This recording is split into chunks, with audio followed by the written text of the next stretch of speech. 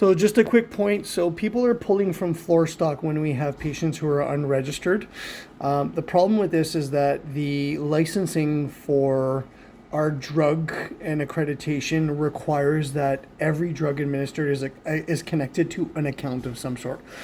So we've got to get away from using the floor stock option. We need to create a patient in the system. It doesn't have to be the patient. You don't have to have the data, but you do need to make a new patient if you don't have a patient registered. I'm going to show you guys how to do that. It's actually real quick. It takes 10 seconds. It really shouldn't delay your care. So you put your ID in, you log into the system. The minute you see that, you have add new patient here. So once you have your add new patient, you're going to be in this window here. So for a name, if you have an idea of the patient's name, go for it. If not, you can just put John Doe. So you can say maybe it's Jeff Doe. Maybe you know the guy's name is Jeff, whatever it might be. For the patient ID, we were telling people to do the QA and then a date, and it was confusing. QA 000 is perfectly fine. Or 4 zeros, 5 zeros, it doesn't matter, because we're going to let the pharmacy know that we've done this at some point.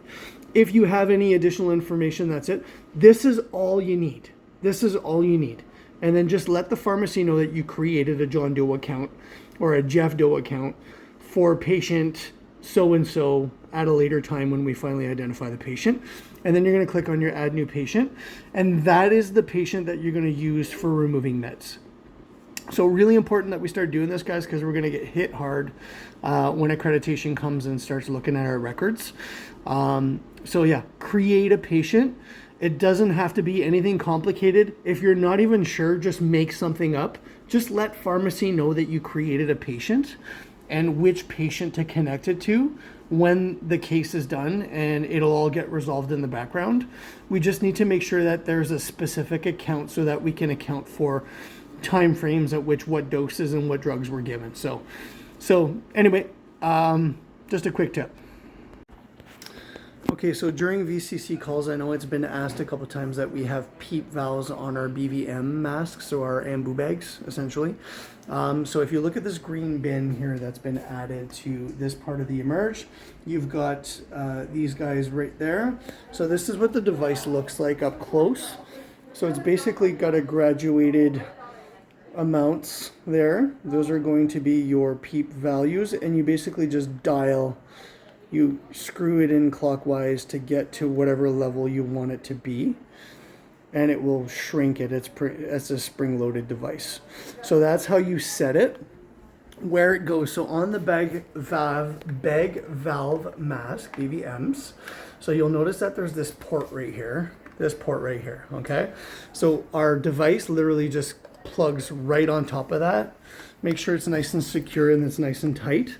And then what this does is it basically maintains a positive pressure. So whenever the patient's exhaling, there's a little bit of resistance from the BVM, so it keeps airways open, the same way that PEEP works on a ventilator. So that's what those are, and they are here. And I do have some in ICU. I'm going to have to, in the message, give you communication as to where they are in ICU, because I'm not actually certain in this video. I'll let you know. I didn't have anything specific to show you guys, so I've added a picture of an awesome guitar that I purchased a couple months ago while I talked to you guys. So one of the things that came up recently, so no double checks on albumin. So I confirmed this with our team. There are no double checks for any of the blood products that do not require cross-typing in Expanse. However, I do want to encourage people. So it is oftentimes a nursing standard of practice to do independent double checks with anything that is a high alert drug or anything that you feel might have some risk associated to it.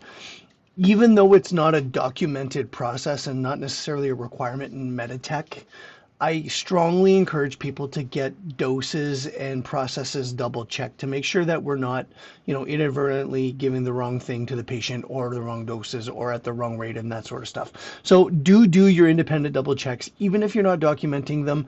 It is in your best interest and the best interest of the patient to do so.